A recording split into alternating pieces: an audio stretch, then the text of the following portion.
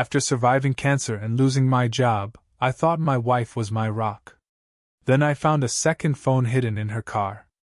The last message said, "He thinks I'm at yoga. Meet me upstairs." When I confronted her, she laughed and said, "You're just a story I tell to feel better about myself." I packed a bag, took my dog, and drove off. 3 months later, she got a letter in the mail that left her shaking. I'm 41 now. 2 years ago, I was diagnosed with colon cancer. I'm from Columbia, Missouri. It's not a big city, but it's home. I was working in HVAC full-time, good enough money to live okay. Nora, my wife, worked from home. She was into marketing and wellness consulting, whatever that means. She liked yoga, green smoothies, expensive shoes. When I got the diagnosis, it felt like the world just stopped. I was 39. I thought I was in decent shape. I started having stomach issues, went in for a colonoscopy, and bam, stage 2 colon cancer. Everything changed. Chemo wrecked me. I lost a lot of weight, couldn't keep food down, and missed weeks of work. Then I lost my job. They eliminated the position, which was code for, "You're too sick to keep." I was angry, embarrassed, depressed. But Nora stayed. Or so I thought. She was kind at first. Drove me to appointments, made soups, helped me shower when I was too weak. Said she loved me. Said we'd get through it together. When I got laid off, she told me not to worry. Said she'd take care of everything. I believed her. Looking back, I feel like a fool. She wasn't taking care of me. She was waiting for me to die. I didn't notice the distance at first. She said she was busy with clients. She went to yoga 4 times a week. Had a few work trips. Sometimes she'd come home late, say she stopped by a friend's place or stayed after class to talk to her instructor. I was tired all the time anyway. I didn't question it. Then I started getting better. Chemo worked. The scans came back clear. I started eating again, walking Max more. Max is my dog. Yellow Lab. He's the only one who never changed. One day, she asked if I could take her car in for maintenance. Something about the tire pressure light.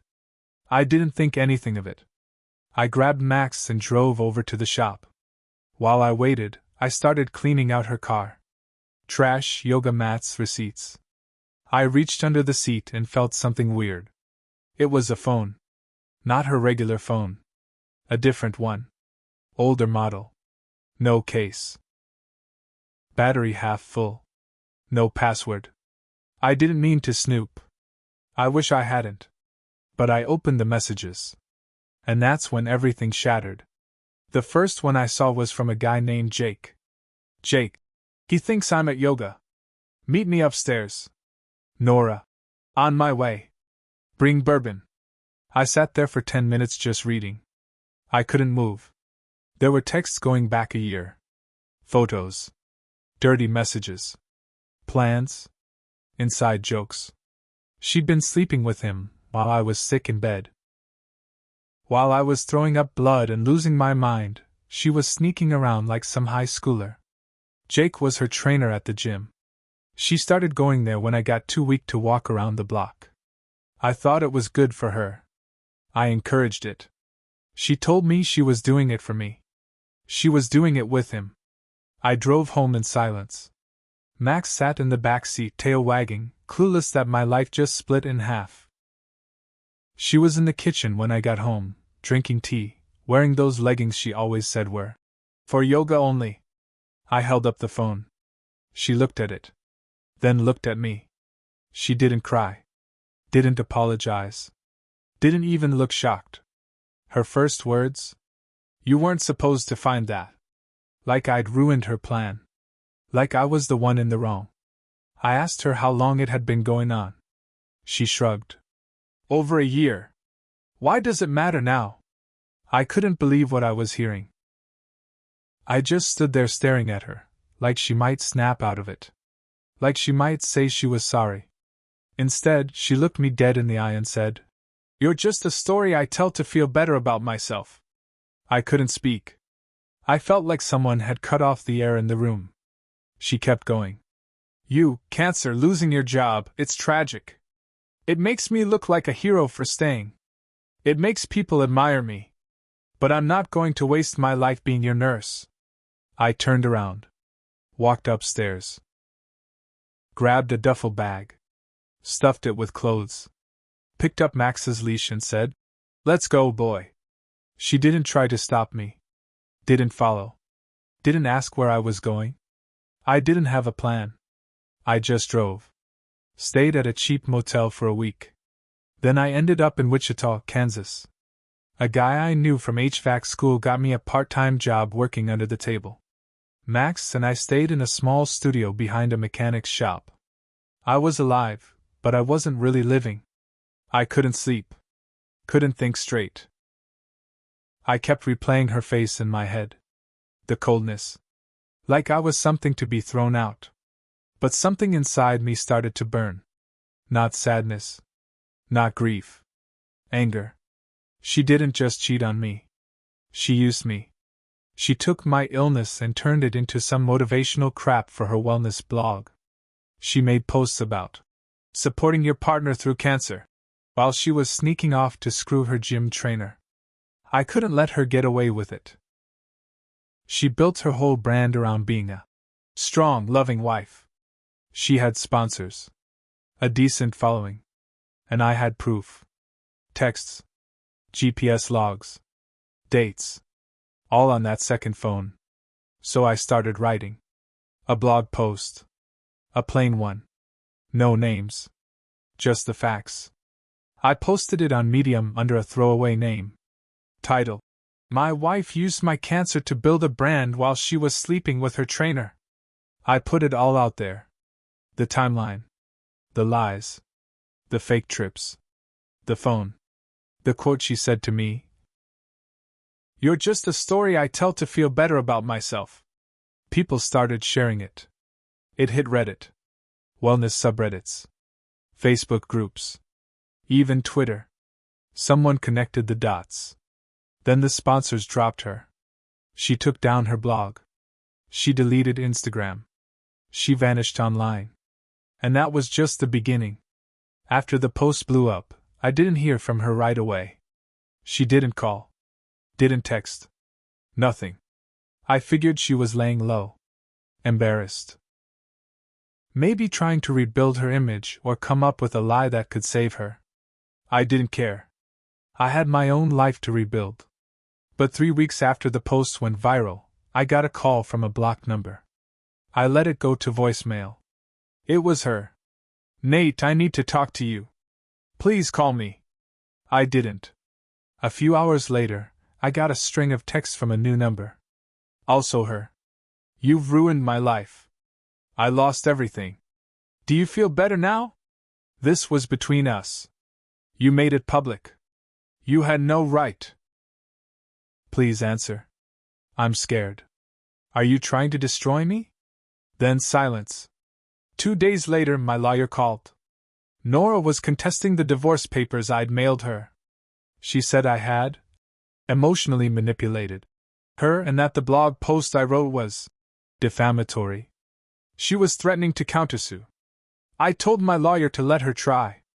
I had screenshots of every message, backups of her second phone, metadata, dates, even security cam photos from her gym's parking lot that matched the times she claimed to be at yoga.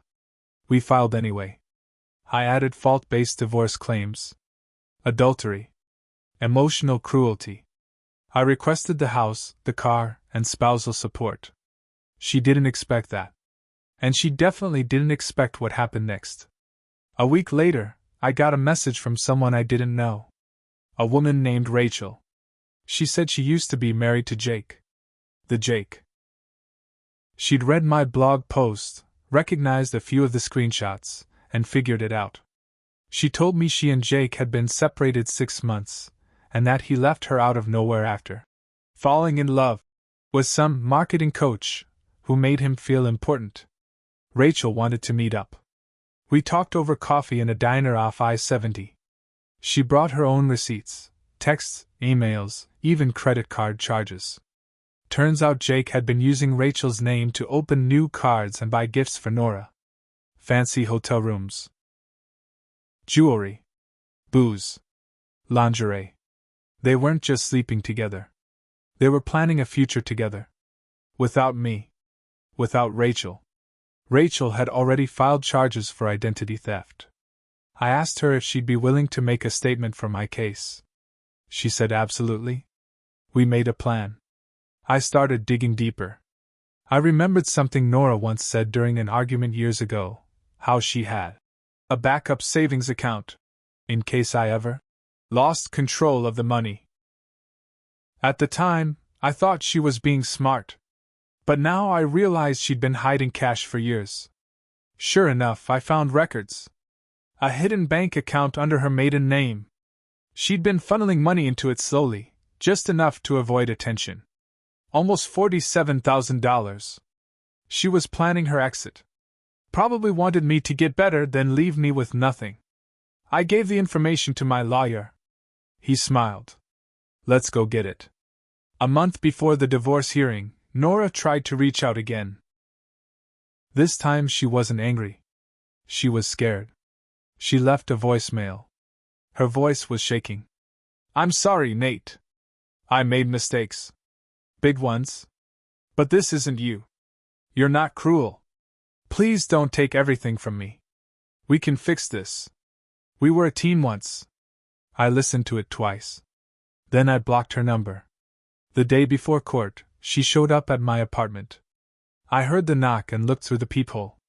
There she was, dressed like she used to when we first met. Hair curled, makeup perfect, wearing the coat I bought her the winter I started chemo. I opened the door but didn't let her inside. She looked me up and down. I'd gained weight again. Wasn't pale anymore. She looked surprised. She reached out to touch my arm. I stepped back. I made a mistake, she said. I didn't know how to deal with everything. I was scared. You were so sick. I needed to feel alive again. You didn't make a mistake, I said. You made a plan. She didn't deny it. I loved you, she said. But I needed more. I asked her. Then why are you here? She paused. Looked down. I don't want to lose the house. There it was. The truth. Not love. Not guilt. Just fear of losing comfort. I shut the door. She stood there for a while. Then she left. The morning of the hearing, I sat outside the courthouse in my truck with Max in the passenger seat. I hadn't seen Nora since she showed up at my place. I didn't expect her to look broken, but part of me still wanted to. I needed to see some proof she felt the fallout of what she did. She came in wearing black, like she was the one grieving. Jake didn't show. Not in person anyway. He was arrested 2 days before the court date for felony identity theft and fraud. Rachel pressed charges, and the cops finally moved on it. He'd been using multiple fake accounts to rack up over $30,000 in debt under Rachel's name, and at least $7,000 under Nora's, too. Yep, he scammed her too. While she was busy lying to me, he was lying to both of us. Rachel told me he proposed to Nora with a ring he bought using Rachel's emergency fund. The whole thing was a mess. Nora's fantasy relationship was built on fraud, and she had no clue. She came into that courtroom thinking I'd back down. But I didn't. I had everything ready: screenshots, phone records, Rachel's statement, even her secret bank account records. My lawyer tore through it all with surgical precision. Then we dropped the final piece.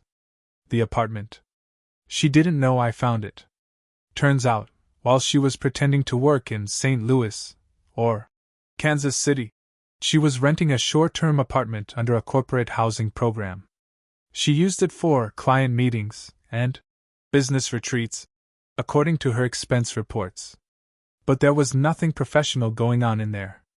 I had time-stamped security footage from the building, her and Jake going in together, holding hands, kissing in the elevator. One of the clips even showed her wheeling in a suitcase while I was getting chemo. Same exact date and time. When we showed that, she stopped making eye contact with the judge. She looked like she wanted to disappear. After the hearing, she tried one more time. Cornered me in the hallway before we exited. "You win," she whispered. "I hope it makes you happy." I looked at her and said, "It doesn't. But it's fair." She glared at me, started crying, and hissed, "I should have left you when you got sick." I said nothing. Not because I didn't have words, but because I didn't need to say anything else. She lost. I thought that would be it. But then I got a call from a woman named Claire. She was a podcast producer in Chicago who focused on wellness industry frauds. She wanted to do an episode about Nora's rise and fall. At first I said no. But then she told me something that stopped me cold. Nora was trying to make a comeback. New name. New branding. She was already back online under Nora Elise, a middle name rebrand, and had started posting healing journey videos and trying to pitch a book. I looked it up. There she was, same face, softer lighting. A website. A blog. She wrote about surviving emotional abuse from a toxic marriage and rebuilding after betrayal. She was using me again. Only this time, she flipped the script. Painted herself as the victim of a controlling, sick man who used his illness to guilt and trap her. She was trying to sell a story that wasn't even hers. Claire and I worked together on a full exposé. We got Rachel involved. We traced the money, the fake brand partnerships, even some fake credentials on her news site. The podcast went live 6 weeks later. It blew up overnight. Her new wellness identity crumbled. Her book pre-orders were cancelled. A publicist dropped her. Someone from her new sponsorship list confirmed she had lied about her experience and background. They dropped her too. This time, there was no recovery. And for the first time in a long time, I finally felt free. But that still wasn't the end. After the podcast dropped, Nora's new identity crumbled in public. Her website got flooded with comments. Someone posted a link to the old Medium blog I wrote. Reddit users dug deeper and uncovered her LinkedIn lies. Fake client testimonials, a degree she never earned, even a retreat she claimed to host that didn't exist. It got so bad that people started making videos mocking her. She tried to fight back at first. Left comments. Claimed emotional harassment. Said it was all lies told by bitter exes. But then Rachel published her own blog post. Title: I was married to Jake. I found out the truth from a stranger with cancer. It was raw, honest, devastating. She didn't try to play the victim. She just told the story, how Jake stole her money, wrecked her credit, cheated on her, and then ghosted her for a woman he met at the gym. That post went even more viral. Jake had already been arrested, but after Rachel's blog spread, more women came forward. Turns out he had 3 other women he was stringing along. One in Springfield. One in Tulsa. One in Des Moines. He'd been doing this for years. He got charged in 2 more states. Pleaded guilty in Missouri. The final sentence? 6 years in prison. No parole for 3. Nora didn't show up to his hearing. In fact, she vanished. Took her Instagram down. Closed her bank accounts. Stopped posting. Her number stopped working. Some people said she left Missouri and went to Arizona. Someone else said she was trying to work for a yoga chain under a different name. Didn't matter. Her brand was dead. Her name was dirt in the wellness community. And she had no way to get out of the legal hole I left her in. The court awarded me everything I asked for. I got the house. The car. $28,000 of the $47,000 in her hidden savings. She'd blown the rest on travel and Jake. I didn't push for jail time or anything more. I didn't need to. She was already living in a prison of her own making. But I'll be honest, I wasn't completely clean in all of this either. For months after I left, I let myself rot. I drank too much. Shut everyone out. I barely showered. Max would just sit by the door, waiting for something to change. He was the only one who stayed patient with me. There was a point where I nearly deleted the blog. Thought maybe I'd gone too far. Thought maybe I should have just disappeared quietly and moved on. But every time I felt that doubt, I remembered her face when she said it. "You're just a story I tell to feel better about myself." She didn't just cheat on me. She erased me. She turned me into a character in her fake little brand while I was fighting for my life. I wasn't perfect. I shut down during treatment. I withdrew. I lost who I was. But I never stopped loving her. I thought she was my anchor. She turned out to be the iceberg. Today, things are different. I sold the house. Too many memories. I took the money and bought a small home outside of Wichita. Nothing big. Just peace and quiet. I started my own HVAC company. Just me, a truck, and a few clients to start. Now I've got 3 vans. 2 full-time techs. Business is good. Max is older now. Slower. Sleeps more. But he's still here. Still loyal. I take him on drives. Let him ride with me on service calls sometimes. Clients love him. A few months ago, I got a letter in the mail. No return address. Just a plain envelope. Inside? A photo. It was Jake, in prison orange, sitting behind thick glass, face hollow, eyes dead. Written on the back in handwriting I recognized. "This is who I left you for. Nora." No apology. No explanation. Just that. I stared at it for a while. Then tossed it in the trash. That was her last move. A sad, pointless jab from someone drowning in her own regret. She lost her future. Jake lost his freedom. And I lost the version of me that thought being quiet meant being strong. People sometimes ask me if I miss her. I don't. I miss the person I thought she was. But the truth is, she never existed. And now? Now I tell my story. And I don't need her in it.